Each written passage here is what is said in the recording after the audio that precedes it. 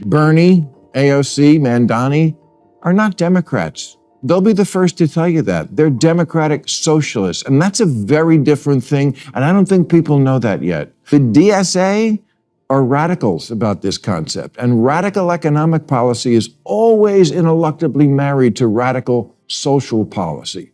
Their platform, for example, calls for completely open borders.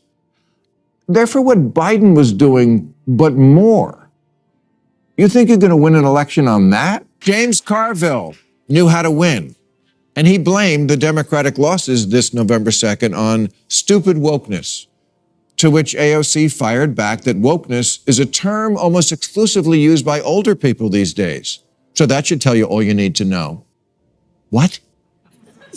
This is a term folks like you brought out very recently and had been proudly displaying at every march since. Just last year, The Guardian declared woke the word of our era. I guess they didn't get the memo from the Mean Girls Club. We don't use that emoji anymore. Woke, please. We say fetch now. Bernie Sanders and AOC are now firmly in Bill Maher's crosshairs as he breaks down why their political strategies keep falling flat. Sanders hasn't let go of his presidential ambitions, and while AOC stays deliberately vague, she doesn't seem opposed to taking a shot herself. But for some telling reasons, their plans keep running into walls. Maher opens Pandora's box to explain exactly why their messaging and approach fail to connect beyond their core base, delivering his critique with trademark sharpness and humor.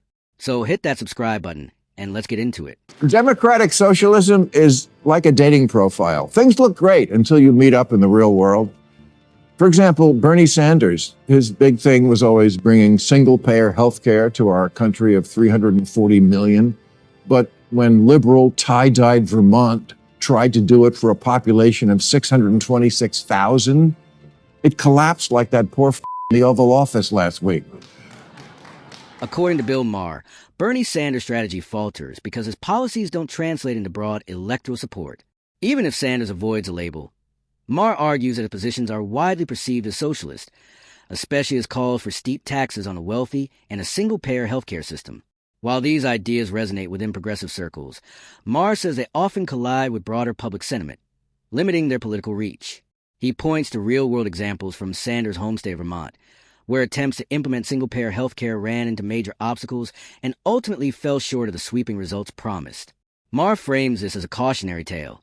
Ambitious reforms may sound compelling in theory, but they struggle in practice when voters grow wary of large-scale government overreach. The bottom line, he argues, is that big ideas alone aren't enough to win elections. I don't think people realize we already have a lot of socialism.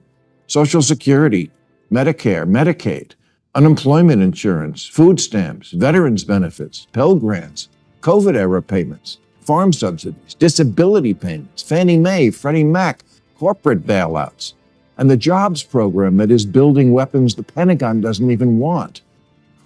All that is socialism. Bill Maher also argues that a major reason Bernie Sanders and AOC are losing momentum is the Democratic Socialist label itself.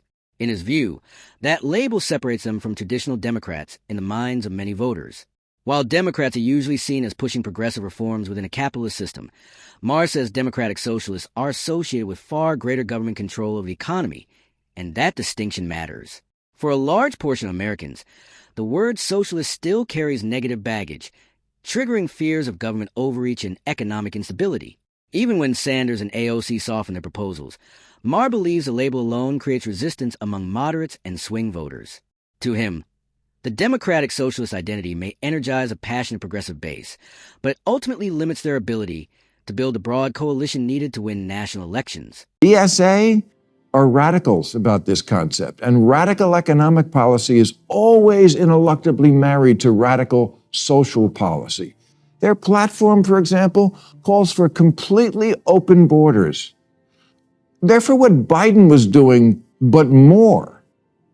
You think you're going to win an election on that? This just seems like more extremism at a time when Americans are begging both parties, please, could just one of you act normal? Bill Maher explains that a major reason many Americans are wary of Democratic Socialists comes down to fear. Fear that if they gain power, the country could face even deeper problems. Voters are already frustrated with issues like immigration, the economy, and government spending, and Maher notes that some look at ongoing concerns, such as border enforcement under Biden, and worry that Democratic socialist policies would push government control even further. The implication is clear. People may complain about Biden, but when compared to what they believe Democratic socialists might implement, he can start to look like the safer option.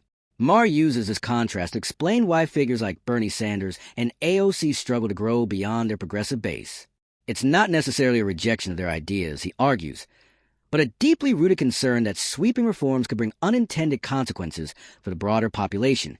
It's either defund the police or military in the streets. Either MAGA's crypto crony capitalism or city-run grocery stores. No, I don't want that. I want a Democrat who reassures me if you like your Whole Foods, you can keep your Whole Foods.